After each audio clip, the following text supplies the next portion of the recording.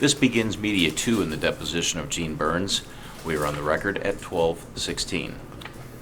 Mr. Burns, was there a written policy in place while you were the program manager, the Southwest region, regarding the criteria that are used to determine whether or not it's appropriate to remove children from their parents? I'm sure there was. I'm going to show you what we'll mark as exhibit number 44 to your deposition. And if you can just take a moment to look that over. Are you done? I am. Do you recognize that document? I do. What is it? It's out of the procedure manual for the state. Okay, and it's the procedure manual relative to emergency interventions and removals. Yes. Is this the same procedure that was in place in 2013 during the time of your involvement in this case?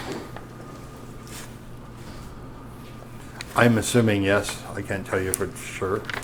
Okay. About halfway down the page, well, actually, it gives us the sort of policy statement at the beginning. It says, if a child is in danger of imminent abuse or neglect, the department shall provide emergency intervention to ensure the child's safety. Did I read that right?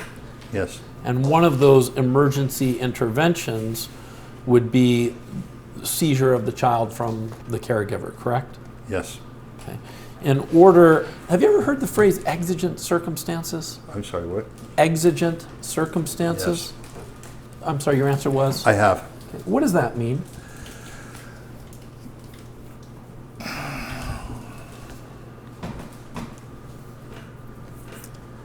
Unusual?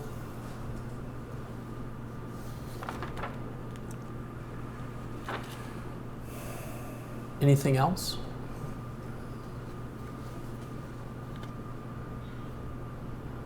No. Nothing comes to mind. Have you ever sat through any training where your subordinate workers or investigators were taught that they cannot seize a child from its parents unless exigent circumstances exist? I can't remember that term being used in a training. What about the term exculpatory evidence? Have you ever heard that phrase before? I have, but not in training. Okay. In what context have you heard the phrase exculpatory evidence? On the media. What do you mean on the media? I probably heard it on TV shows. I can't remember, but I don't remember that being used in training at CDEP. Okay. Do you know what the phrase means, exculpatory evidence?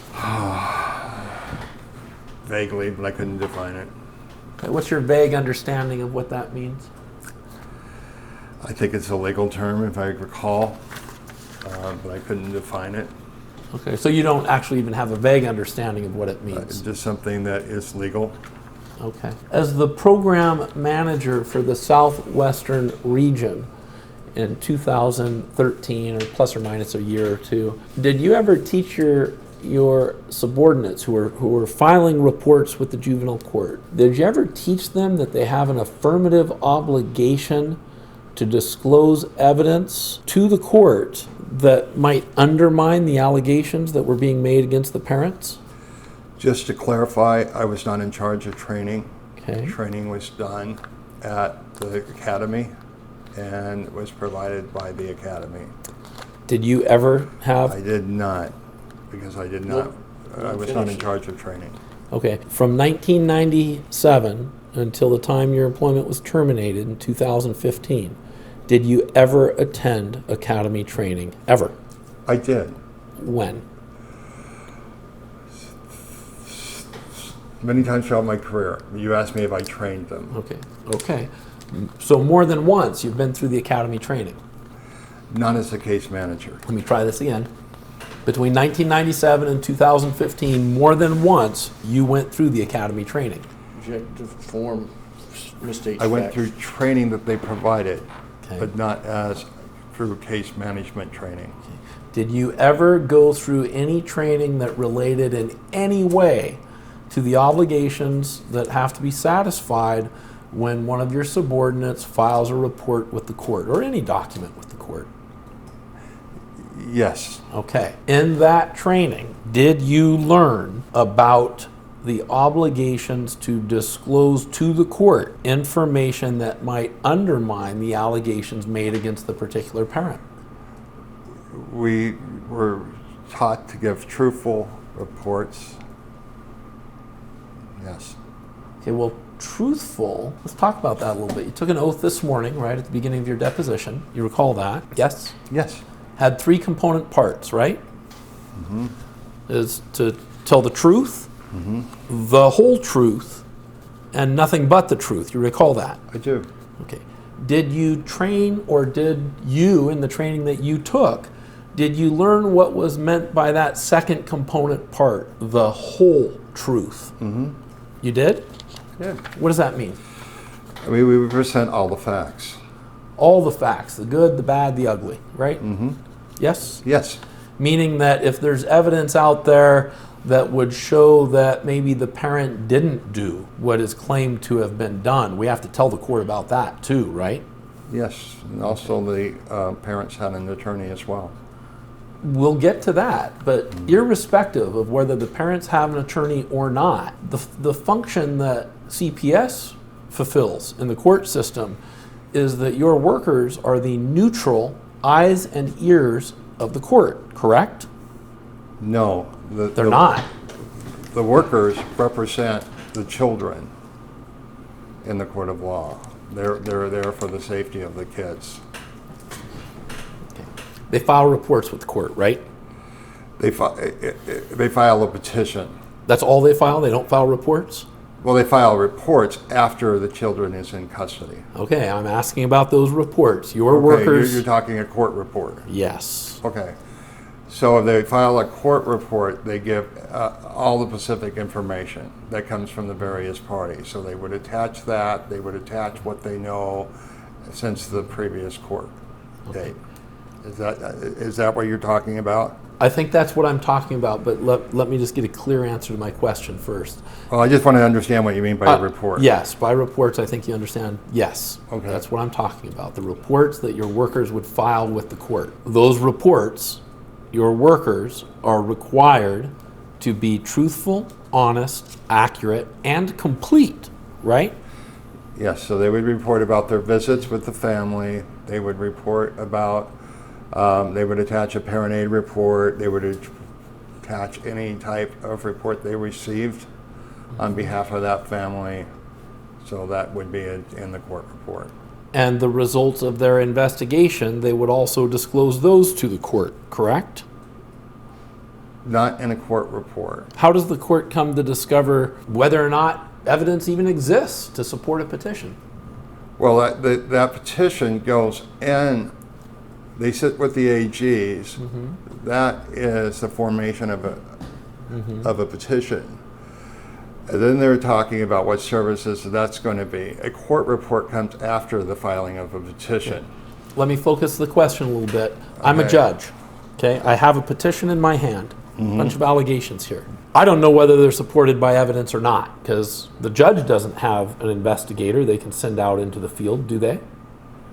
They do not. Okay, so they rely on CPS, right? Yes, and then And the the C- parents hold- and the hold on, parent's attorney. Hold on.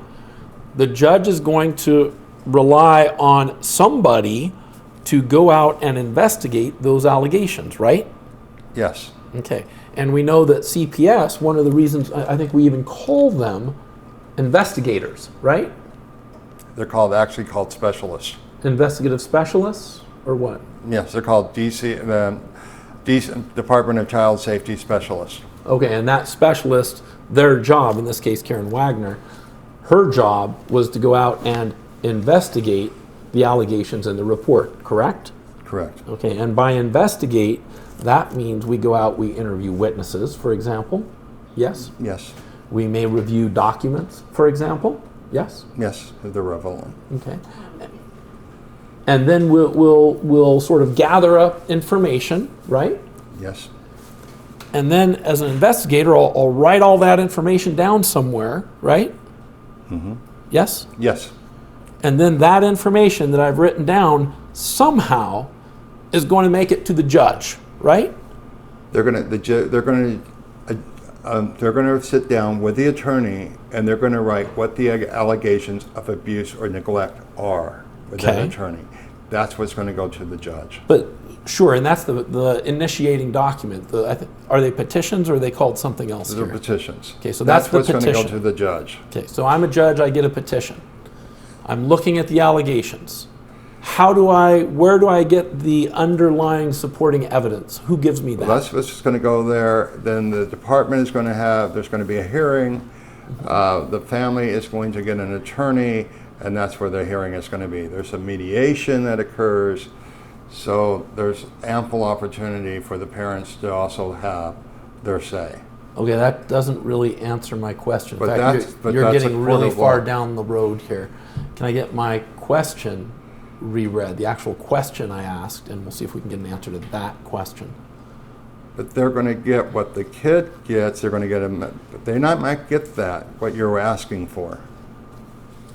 Let's just see if we can get an answer to the question. So I'm a judge, I get a petition, I'm looking at the allegations. Where do I get the underlying supporting evidence? Who gives me that?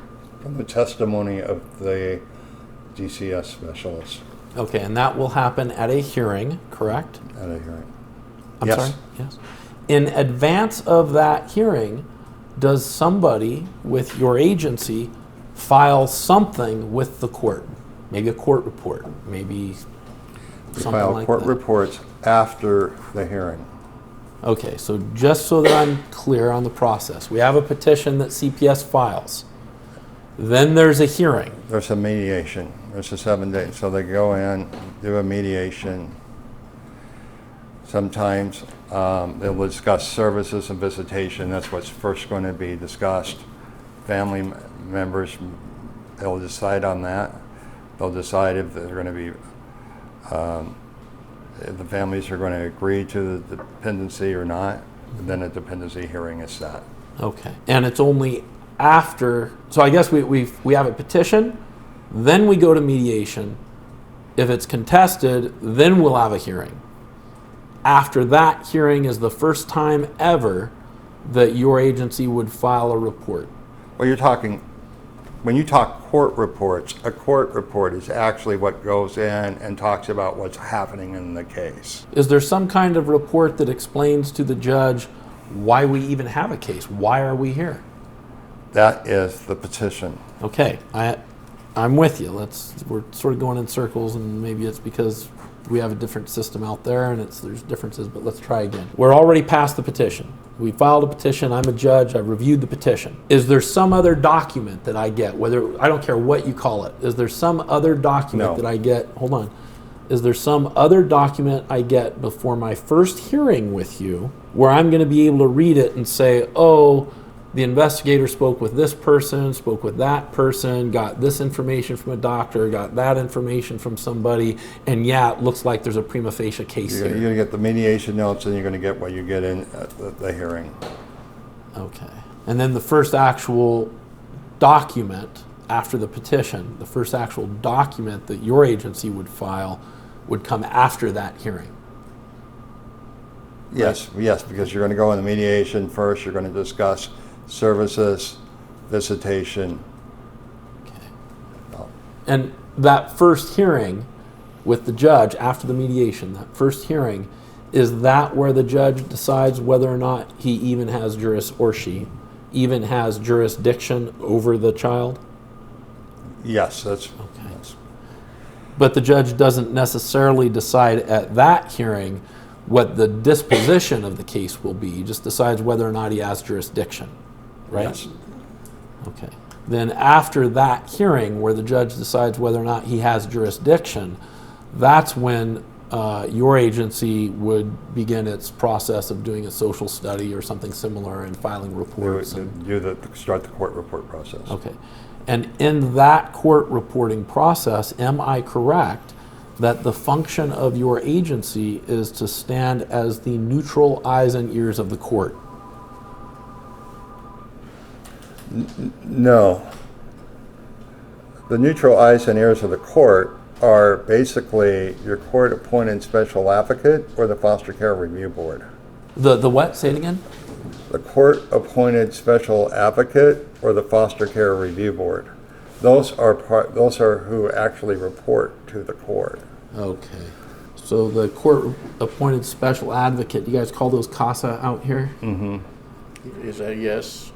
Try to remember yes or no. Oh, sorry. And then the other one you said was the foster care what? Review board. Sorry. And they also report to the court directly? They're separate entities, but they are neutral. Yes. And they report to the court directly? Yes.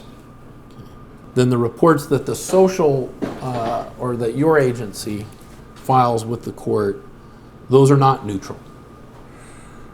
They are factual. I'm not sure I understand the distinction. I guess you would say they're neutral. They're supposed to be neutral. I guess when you're saying neutral, I just don't associate that we're part of the court. They're separate. Does that make sense? Yeah, no, I understand. Okay. You're a separate agency. Okay. What I'm really sort of driving at is it's not your agency's job to lead the court to make one decision or the other. What you're supposed to do is give the court all the facts and let the judge make the decision. CPS would make a recommendation. Right, they may make a recommendation, but that they still have to give the judge all of the facts. Yes, as CPS knows them, and they would make the decision. Okay, who is it that makes the decision which evidence to give the court and which not to give the court when CPS is making one of these recommendations? Vague. I mean, when? In the Attorney General, when they go to the court and call witnesses and stuff, or what are you talking about when they do a court report? Did you understand the question? Same Court judge. report is reviewed by the supervisor. Okay, I understand that. That's not really the question. When you make a court report, any report, I don't care when it happens, ever, the obligation of CPS is to give the court all available information so the court can make the decision whether or not to follow the recommendation, right? Yes. Okay. Who is it that decides which information gets into that report and which stays out? There's a template which states basically what goes into a court report. The case manager enters that information into the template. Then the case manager then submits that report to their supervisor for review and signature. Okay. Now, supervisors, they actually don't do the investigation, right? They don't go out and interview witnesses or that sort of thing. They can on occasion. But it's not their normal job duty. No, it's not. Okay. So what they would do is they would rely on the case manager for the information, right? Yes, through discussion and clinical staffing. What do you mean clinical staffing? They would staff a case with them, go through the procedures, talk to them about what they saw, observed, and then walk them through the case. So clinical staffing, when you use that term, that would be the case manager with their supervisor? Yes. Anybody else? No. Okay. Sometimes an APM. A what? Sometimes they're APM. What's an APM? Assistant Program Manager. Okay. All right, so what would happen then is the case manager is the one that's actually doing the field work. They'd write it up, get with their supervisor, review it, talk about it, and then sign it off and file it with the court. Yes? Yes. Okay. And when we say case manager, would that be the person that's doing the investigation? Yes. Okay, so in this instance, the case manager would be Karen Wagner? Yes. Is there any written policy or procedure that tells the case manager what sort of information to put in the report and what sort of information to keep out of the report? There is a template, and there's policy about that your personal opinion should not be in the document. Okay, what about with respect, is there a written policy or procedure with respect to the obligation to include information in the reports that is favorable to the parents? You understand what I mean? It should come up in your review. What do you mean it should come up in your review? What does that mean? Well, it would depend on what the documents were. So if you were reviewing something, it should come up in the summation of what you reviewed. Okay, so that's something that should be reported to the court. It depends on what the documents are. Okay, So- let me just give you an example. I have an allegation. Let's just use an example that we've already used before, and that's the child that gets raped by her stepfather at 6 p.m. on Tuesdays. I go out and I'm the social worker. I go out and I investigate. And I talk to the child. And she says, "No, I never said that. My teacher misunderstood. That doesn't happen." Okay. That's evidence that would be favorable to the parent, right? Yes, that might be actually, in an investigation, that might be documented in the case notes, but it might not go into the court report. Why would we not tell the judge that the alleged victim herself said that no, that never happened?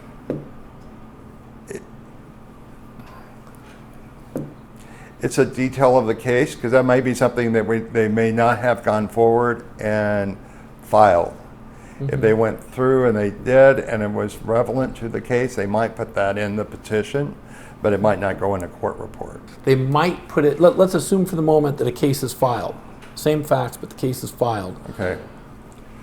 But Are they required, I don't mean might or may, I mean required to let the court know somewhere, whether it's a petition or report somewhere, that the child has said, no, that never happened? They're required to talk about what happened for a court report, what happened from the date of the last court to the date from the present, to the present time they submit their next court report.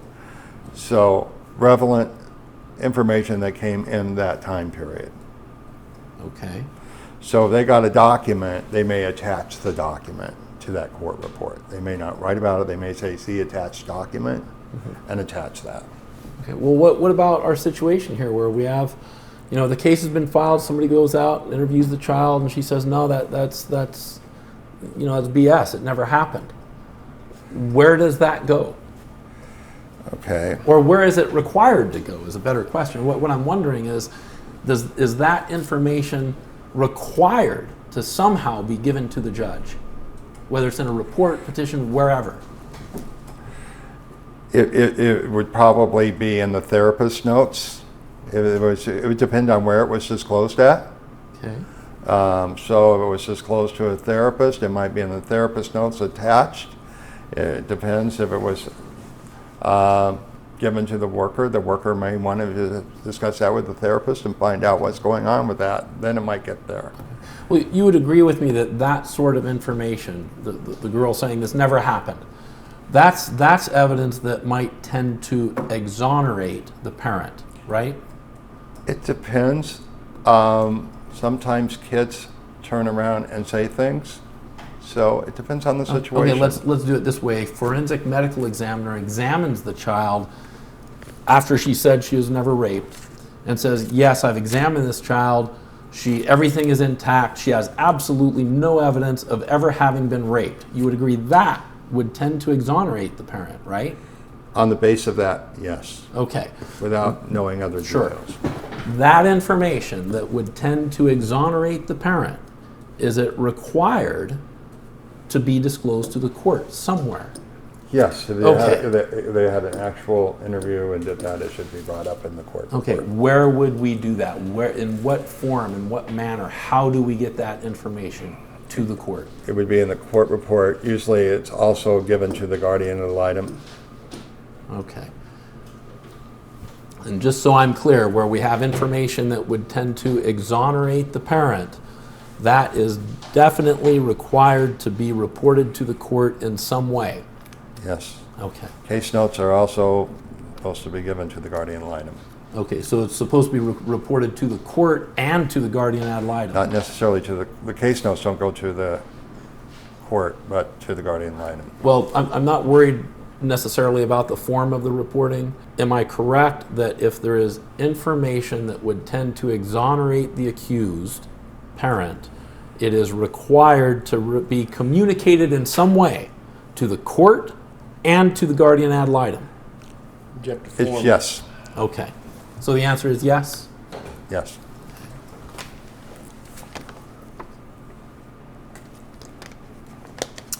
Now, you told me earlier that as the program manager from 97 to 2015 that you had some involvement in disciplinary procedures against your subordinates. Remember that? Yes. Okay. Do you recall in that entire time period from 97 to 2015 ever being involved in discipline against one of your subordinates for failing to disclose that type of evidence, evidence that would tend to exonerate the accused? No. As a matter of policy, is there a written policy somewhere wherein the state actually, in writing, instructs its workers that they have an affirmative obligation to disclose that sort of evidence, that is, evidence that would tend to exonerate the accused? I don't think there's anything that specific. Okay. Is there anything that generally addresses that issue? Not that I remember. Now, correct me if I'm wrong, but the workers, the CPS workers that are filing these various documents and reports, communicating with the court, they also have an affirmative obligation to be truthful and honest in their communications with the court, right? Yes. It's from 97 to 2015. Do you recall ever having been involved in any disciplinary proceeding where the worker that was the subject of discipline was being disciplined for not being truthful, honest, and accurate in their communications with the court? Yes. Okay, describe for me that circumstance, or what? Well, let me ask you this: was there more than one instance? Yes. How many? I don't know. More than 10? Possibly. More than 15? No. Okay, so somewhere between 10 and 15? I'm guessing. I don't know. Well, you were there. I mean, you were the one that was involved in this. I was right? involved in.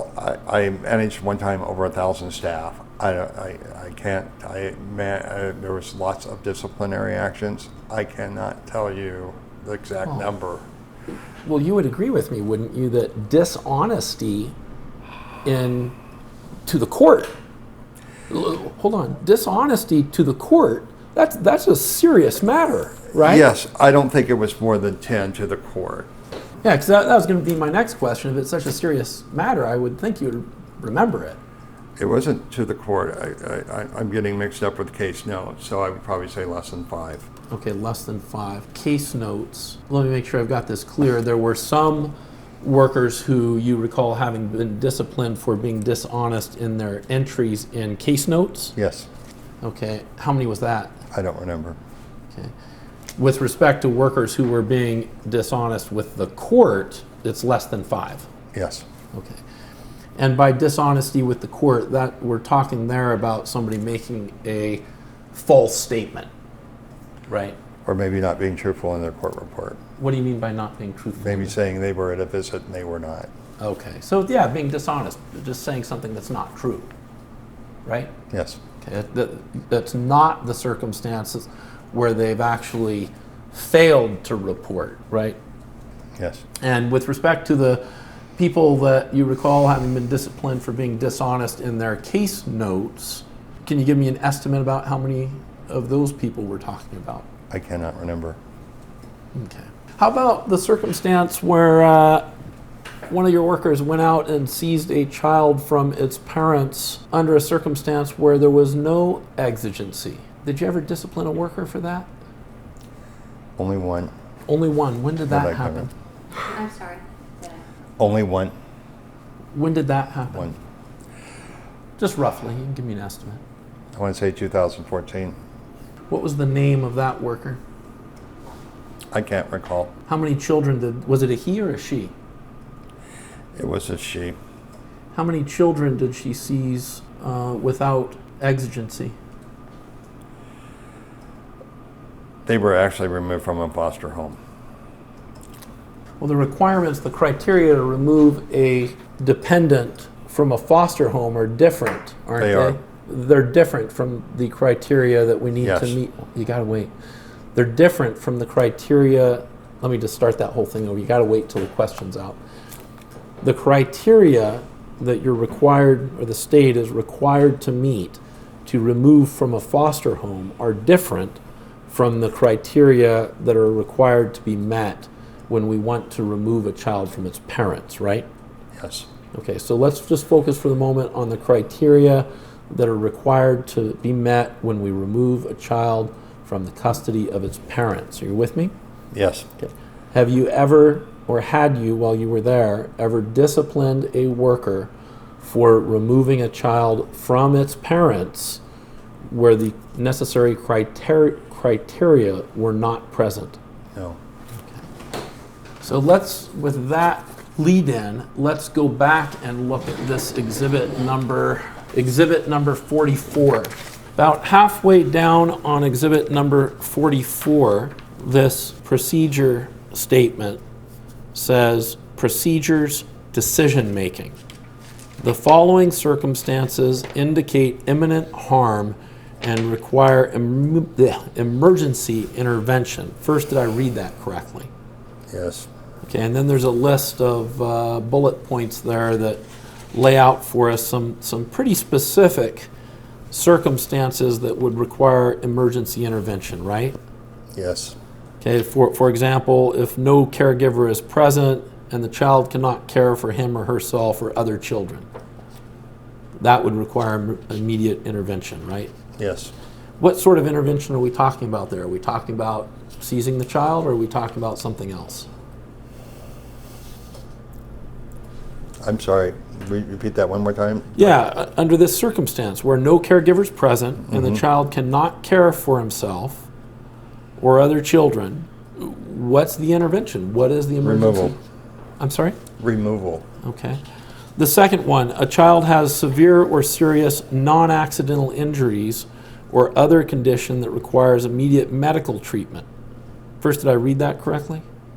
Yes. Okay. What is the intervention we're talking about there? Depends. That could be a voluntary foster care agreement. That could be, depending on the situation, that could be an in-home safety with the grandmother moving in. There's a wide variety of things that can happen. Well, let's break it down and focus for a minute. I see that the one part before the "or" says the child has severe or serious non-accidental injuries. What we're talking about there is abuse, right? Mm-hmm. Yes? Yes.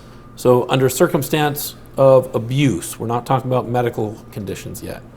Under a circumstance where we're talking about abuse, what would the intervention be? Would that be the voluntary placement? It could be a voluntary placement. It could be that the person that caused the injury moved out and the kid remained at home. There's lots of alternatives that can happen with these things. Okay, and there's those alternatives, those lots of alternatives. Those are alternatives that the state, the government, actually has to explore before just seizing the kid, right? Yes, there has to be open, the family has to be open to those alternatives. Well, I mean, not just the family open, the government actually has to explore whether or not those lesser intrusive alternatives Are viable. are viable. Yes. Okay. Some of those lesser intrusive alternatives may or may not require family approval, right? Yes. Well, yes, and yes. Okay. And then the second component of this second bullet point says another condition that requires immediate medical treatment. It doesn't say it's necessarily a non-accidental injury, does it? No. It's, for instance, the child may be at the park with a broken arm and we can't find mom and dad, right? Correct. In that circumstance where the child's at the park with a broken arm and we can't find mom or dad, do we remove the kid or do we just get medical care? Well, you would get medical care. I mean, but basically you would find that the kid would come into custody because somebody has to sign for treatment. Okay. Then the third one here, a child requires immediate medical treatment of a life-threatening medical condition or a condition likely to result in impairment of bodily functions. In that circumstance, are we talking about removing the child, or do we explore other options? Those are usually meant when parents do not want to do surgery. And then usually those come into custody. Okay, so if a parent doesn't want to do the surgery, and in your agency's view it's life-threatening or essential, There's a doctor's statement and we come into custody. okay, would you do that with a court order, or you just go out and do it? If we had a doctor that said it's life-threatening, we would do an emergency removal. Okay, so you wouldn't go to court and say, hey, look, Judge, I have We a... would do that at the preliminary hearing. Okay, so you would not go to court and say, hey, Judge, I have a doctor's statement, give me permission to remove the kid. You'd remove the kid first and then go to court. Yes. By the way, remember, wait till he's done before you start to finish, or start to answer. Has anybody ever talked to you? Let me ask it this way. You sat through a lot of trainings over your time there. Have you ever sat through a training where the concept of pre-deprivation due process was addressed? Not that I can recall. So you don't recall that phrase, pre-deprivation? Not that I recall. Okay. Okay, the next one's disfigurement, and child's caregiver is not willing or able to obtain treatment. What does that mean? The child is maybe completely damaged, and there's a possibility to help that child. And the parent doesn't want to do it? Mm-hmm. Yes? Yes. So it's very similar to the previous bullet point. Yes. And in that circumstance, am I also correct that you would remove the child, if you had a doctor's note, that sort of thing, you would remove the child first and then go to court? That may be something that is reported by a psychiatrist. We would probably, that's not an immediate, we would probably have a team decision-making meeting. And what that is, we'd bring the family in because that's not an immediate risk, or we'd do an emergency removal. Okay, so this disfigurement one shouldn't really be on this list that It depends on how severe it is, and or if it's life-threatening. That might not be something that's immediate. Okay. Now, in each of the four that we've covered so far, based on what you recall of the children in this case, the caregivers were present, right? As far as I know, yes. So item number one wouldn't apply to this case, would it? Yes, but I wasn't familiar with the first cases. I wasn't consulted on them. What do you mean the first cases? When they first got involved, I only came involved in this case when we got the attorneys involved. Okay, but during the course of your involvement in the case, you told me this earlier, that you read some of the materials that came from Japan. Yes, but I'm not familiar with the allegations. I cannot remember the allegations of the case. Okay. Do you remember whether or not the parents were present? I believe they were, yes. Okay. Do you remember whether or not it was alleged that either of the children suffered severe non-accidental injuries? I can't remember. Do you remember whether or not either child required immediate medical treatment of a life-threatening condition? I don't believe so. Okay. Do you remember whether or not either child suffered from disfigurement where the parents were not willing or able to obtain treatment? I don't believe so. Do you recall whether or not either child were suffering from nutritional deprivation that resulted in malnourishment? I don't believe so. Do you recall whether either child was at risk of death or permanent physical impairment? I do not believe so. Do you recall whether for either child the home environment had conditions that endangered the children's health or safety? I don't remember. Was there any report of human or animal feces laying around the house? I don't remember. Undisposed garbage laying around the house? I don't remember. Exposed wiring? I don't remember. Access to dangerous objects? I don't remember. Okay. Was there any allegation that you recall that either child was physically injured as a result of living on premises where dangerous drugs or narcotics were present? I don't believe so. Okay. There was no evidence that you recall that either of these parents had any drug involvement, I right? don't believe so. Do you recall whether or not a doctor or psychologist determined that either of the parents were unable or unwilling to provide minimally adequate care to the children? I don't remember. Okay. Do you recall an allegation that somehow these parents here were unable to or unwilling to provide minimally adequate care? I don't believe so, but I don't remember. Okay. And I'm correct, aren't I? You don't recall any doctor or psychologist having determined that the parents emotionally damaged these children? I don't remember that. Okay. Do you recall that having been an allegation that somehow these parents emotionally damaged their children? I don't remember what was in the report. Okay. Well, certainly you don't recall seeing a report from a doctor or psychologist where that doctor, that licensed professional, determined that the children had suffered emotional damage at the hand of their parents. Like I said, I don't remember. Okay. How about the physical or mental condition of the parent? Do you recall any allegation here that either parent, their physical or mental condition endangered the children's safety? I don't remember that. And neither of these children were missing. I don't believe so. Okay. They weren't.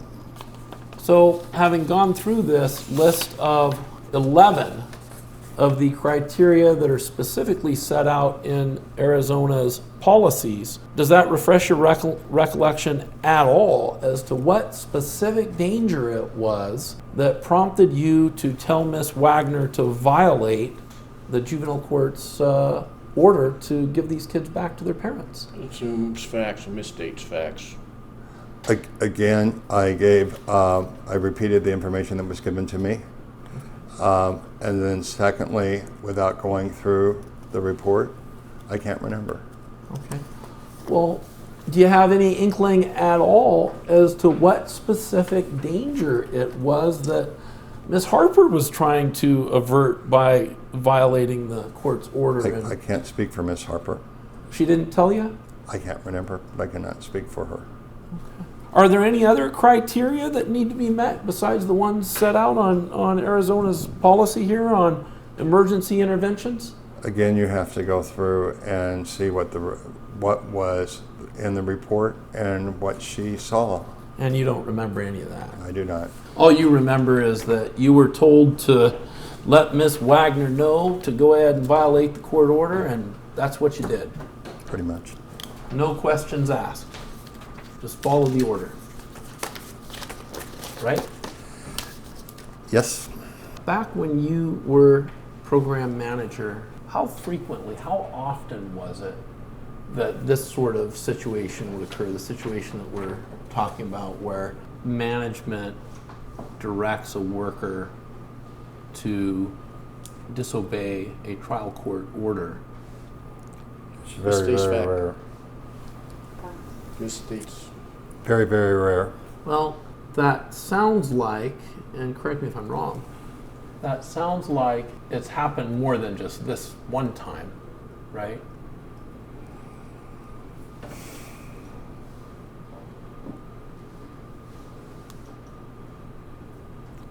Maybe one other time. Can you give me an estimate of when that one other time was? I'm not for sure if it was a violation of a court order or not, but there was a child that had an abortion in Kansas. And she was so, but and the kid went to Kansas and had an abortion. That's the only time I can remember. Okay, and she came back somehow, got involved with your agency? No, she was in custody. Oh, she was in custody when she went to Kansas. Yes. So she went AWOL or something on her own? She went with an adult and had an abortion. And in that instance, there was some form of court order that was in place? She was denied She was denied an abortion. I think her foster parent took her. Okay, but it wasn't your agency violating the court order? No, And I think, I can't remember, but I think, I can't remember any other. So this instance here with Miss Wagner, correct me if I'm wrong, but I'm understanding you to say that this is the only time you can remember in your entire 17-and-a-half-year career with the agency. It's the only time you can remember directing one of your subordinates to violate a court order. Other than removing kids out of detention. All right, we got to back up because you've thrown a monkey wrench in my works here. I don't know what you mean when you say removing kids out of detention. You may have a kid that has been, that probation has placed in detention, and we've been court ordered to remove a child and place into a foster home, and there have been no beds in those ordered. I gotcha. Okay, let me make Okay. sure that we're clear on this. So that Okay. the other circumstance where you might disobey a court or might have disobeyed a court order was where you have a child that's already detained. The court has ordered the child to be placed in a certain place or a certain manner, but there is just no space available for that child. Or the child has a diagnosis of schizophrenia or is violent, and nobody will take that child. So you can't. You're actually disabled from. But it is a court order. Okay, but you're actually disabled from abiding by the court order because you just don't have the facilities to do it. But technically, that's violating a court order. Okay. Other than that type of violation, that is the circumstance where you just physically cannot abide by the order, other than that circumstance, do you recall any other time where you directed one of your subordinates to violate a court order? No. Okay, so I'm correct then that this is the only time it's happened that you know of. To my knowledge. Okay, so this is a pretty serious thing to tell one of your workers to violate the court order and not return the children, right? That's pretty serious. Misstates the fact. Am I? That's why it was elevated. And when you say elevated, what does that mean? I mean, taken to my boss and a decision made. So it's a decision that's so serious you did not feel comfortable making that decision on your own. I did not. So you brought it up to your boss and consulted with counsel, and it sort of went all over the place, right? I can't tell you what happened when it went to my boss. Okay. I just want to make sure, because it seems like if we have a circumstance that it's so serious, it's the only one you've ever done in 17 and a half years, it seems like there should be more detail associated with that decision. He said, I don't remember. It's been 3 years. Have you spoken with anybody from the agency in relation to your deposition here today? I have not. Did you speak to anybody at your agency with respect to the lawsuit that has arisen from the seizure of these children from their parents? Other than the AG, no, I have not. Now, you know, presently you're not a defendant in this lawsuit, right? As far as I know, not. Are you, is Mr. Bowen your attorney? He represents the department. But is he your attorney? No. Okay. When you spoke with Mr. Bowen, when was that again? It was yesterday? I'm going to Okay. object. He is, for purposes of this, I'm representing him as a state employee who could possibly invokes or say something that would be held against the state. I represent him in the context of this litigation. Okay.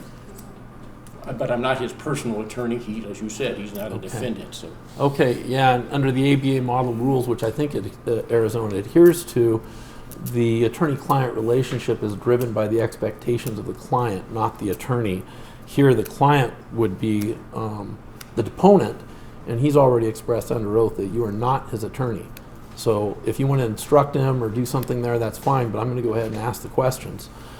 This conversation that you had with Mr. Bowen, when did it happen again? Happened yesterday. Yesterday. How long was that I conversation? think I told you previously, I think it was an hour, 40 minutes or something like that. Okay. And what did you guys talk about? Okay, I'm going to instruct the witness not to answer on the basis of attorney-client privilege. It's I agree. He did talk to me that he represented me on this lawsuit, so I am going to say it's attorney-client privilege. Okay, so what did you mean earlier when you told me that he is not your attorney? I thought you meant did I retain him? Okay. Let's take a quick break, real quick. I need to leave. Can we, as I asked you at 1 o'clock, I have a 2 o'clock appointment. I need to go.